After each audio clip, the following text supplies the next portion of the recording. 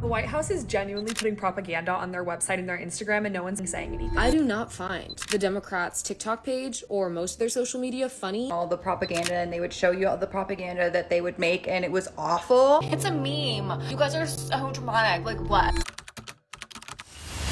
You want to talk politics?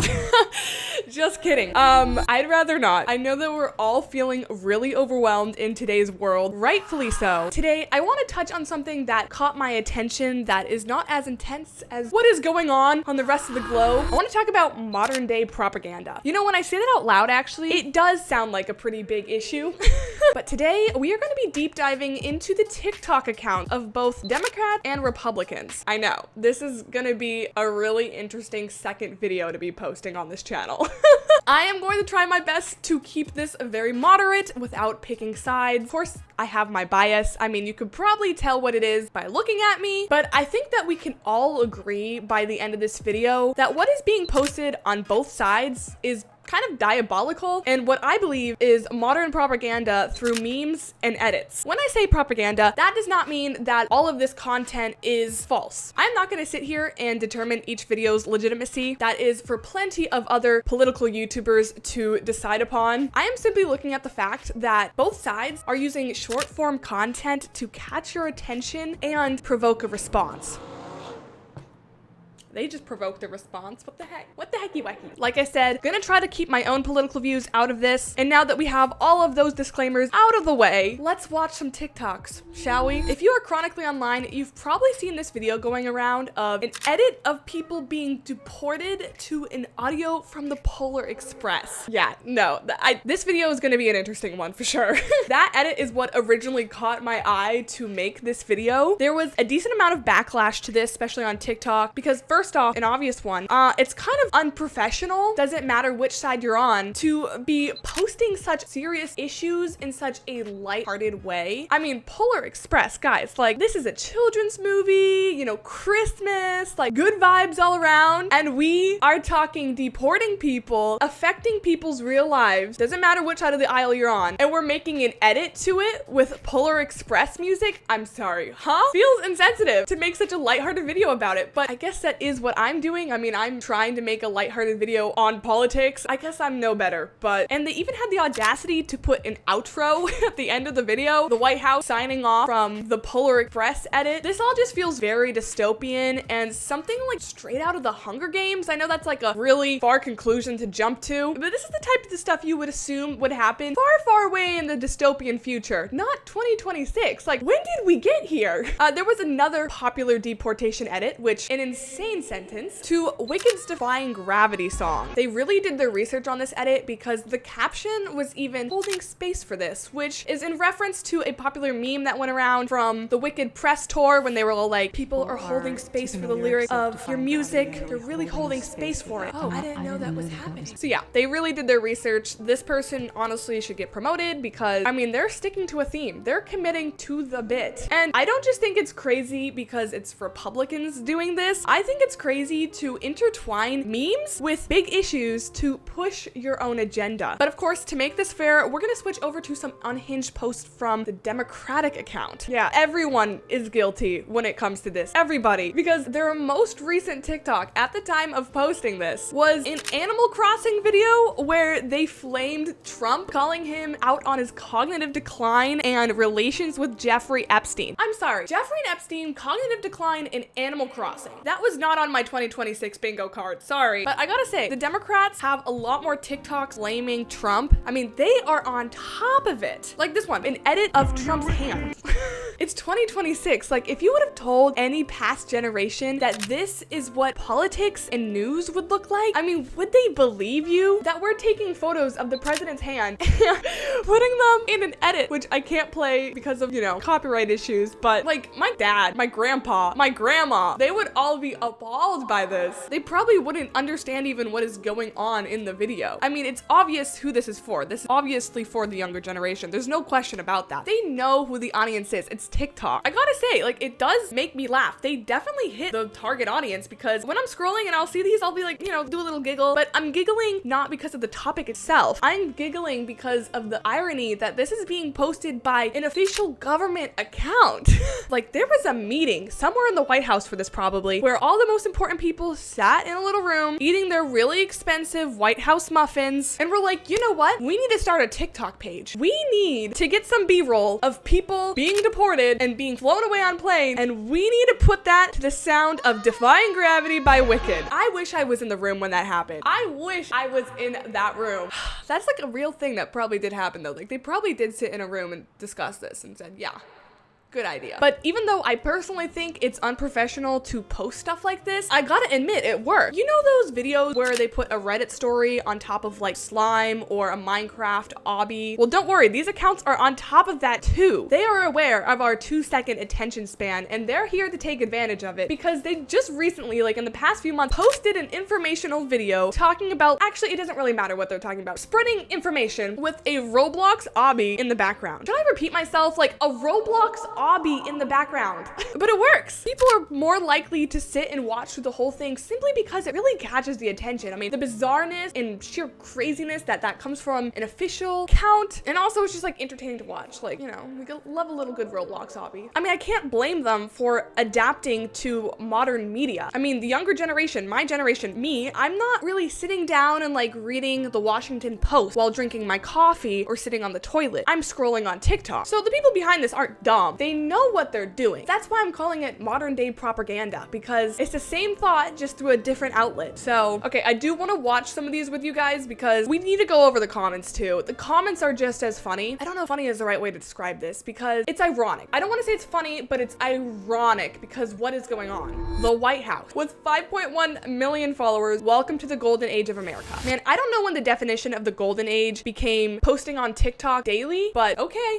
Okay, obviously I can't play the audio for these. Actually, I'll play a second of it. I doubt I'll get copyrighted for just a second. They crossed deserts, scaled mountains, braved untold dangers. Okay, we can all agree this is really dramatic. This is giving when your parents said that they like had to cross desert and ride horses to get to school, when in reality they like walked a mile. This is dramification. I mean, obviously, but the audio too, they know what they're doing. That audio is typically used for like those red pill videos of like men being like, get up and go work out, which great, all the power to them. But what are we doing? What are we doing? This is the White House.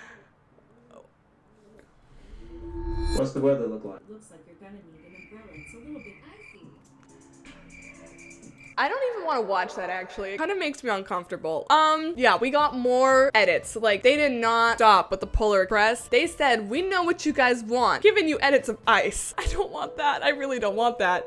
I mean, they also do just have like normal political videos here of updating people on their policies. And you know what? Bring us back to times like that. Bring us back to just someone speaking in front of a microphone and that's how they spread their information. These are some crazy edits. 365 of MAGA, and we got the White House outro again, don't worry. Also, I didn't know that MAGA and the White House were that publicly intertwined. That's a little interesting. Oh my god, this one I saw earlier. Holy crap. I know this is not the first time that we have seen the White House and Trump use AI generated media, but what in the hell? The caption, I know it's hidden right now, is embrace the penguin. He would neither go towards the feeding grounds at the edge of the ice nor return to the colony. Can we not mock David Attenborough right now? Let the man be. He's already old enough. Let's let him die in peace. What is this slow-mo AI generated video of Trump walking with a penguin holding an American flag? The person that said absolute cinema, they're not wrong. Like, this is cinema, but is it the right type of cinema? Someone said that penguin is trying to get away from him. Oh god. Okay, this edit is to the song Daddy's Home on My Way. This edit audio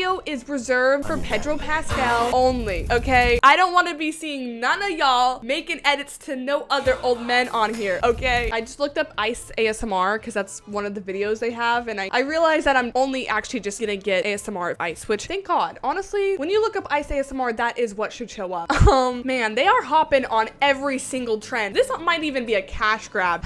Ice ASMR? Like, actually, would this even work to convert anybody to be Republican and or Democratic? Like, watching an ASMR video of deportation, like, does that actually work to convert anybody to believe in your political side? Shane just said ASMR. That's all he cares about. This man's just trying to fall asleep and he doesn't care what it is. He just wants ASMR. Let's hop over to the Democrat side because like I said, we're making this fair. Oh my gosh, I haven't even touched on the Mamdani edit. Mamdani. I hope I'm saying his name right. They go hard with the Mamdani edits and I'm not saying that it's any better than making any other person's edit, but they are working overtime for this man. Like, this is the type of ice edit I want to see. I mean, technically it's snow, but kind of like ice, another form of water. Actually, they're out here promoting every politician on their side with edits.